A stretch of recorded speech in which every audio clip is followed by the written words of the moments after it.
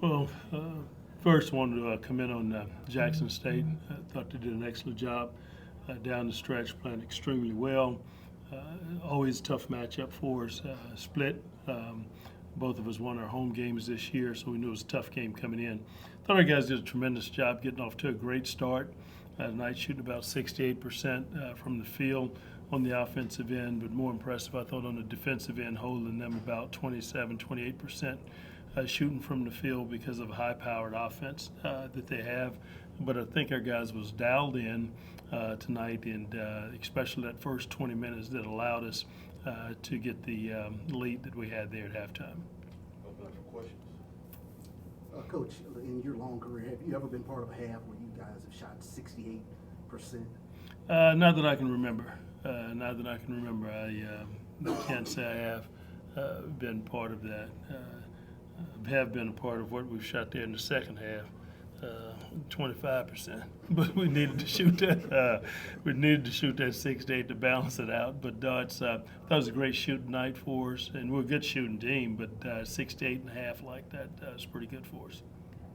Coach, what did you guys do that worked so well, that allowed you to be so efficient in that first half? I think our spacing was good on the floor. We had guys on the floor taking their shots from their spots. I thought they played their roles really well tonight on the offensive end. And I thought on the defensive end, they were really dialed in. When you've got the player of the year and Evans and the way that he scores, I thought our guys did a great job of helping defend him and trying to man. I think he was maybe 1 for 7 there at half.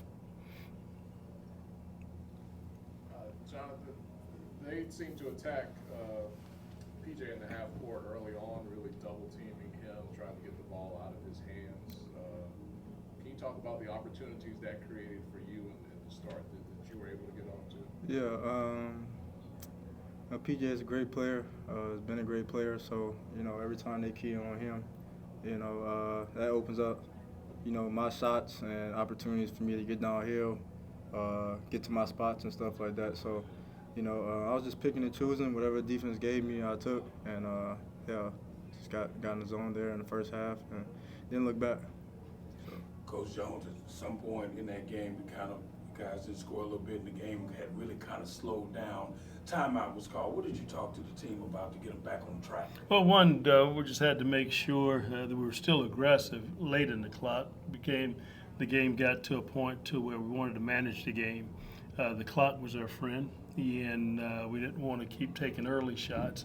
And the main thing was getting back defensively and staying as dialed in on the defensive end and getting stops. We didn't want to put ourselves in a position where the defense was starting to suffer because of we allowed them to get some quick, easy scoring opportunities. And we wanted to clean that area up and get that going. Cisse, it seemed like things were so easy for you tonight. It seemed like you replayed the game in your sleep, but you and P.J. Henry and really picked up the slack. What did Coach talk to you about at halftime, the rest of the team, to keep you guys focused and dialed in? Just staying locked in, and even before Coach that came in as a team, we was talking about staying locked in. We didn't even worry about being up 19. We want this bad, and we just was really focused in on what we was trying to do. So Coach came in and kind of said the same thing. We need to clean up offensive rebounds, giving them second chances, and then in the second half we did that. So I think that goes to show how locked in we are as a team right now. Coach, we're trying to figure out what you call it when you go for 4 in a row. You have a mix of guys, guys like PJ that have won before. You have some new faces. What is it like having that mix of guys who want to get there and win it for the first time, and guys who have the experience of getting it done? Well, it's a unique situation for us. So we lost 4 starters off last year's team. PJ's the only guy returning, and these guys are hungry. They've got a little bit of edge about them, but we're playing guys against guys who are hungry and certainly have edge about them, and we've just got to do a great job of really staying locked in. And we don't worry about 4 in a row. We really worry about the next game.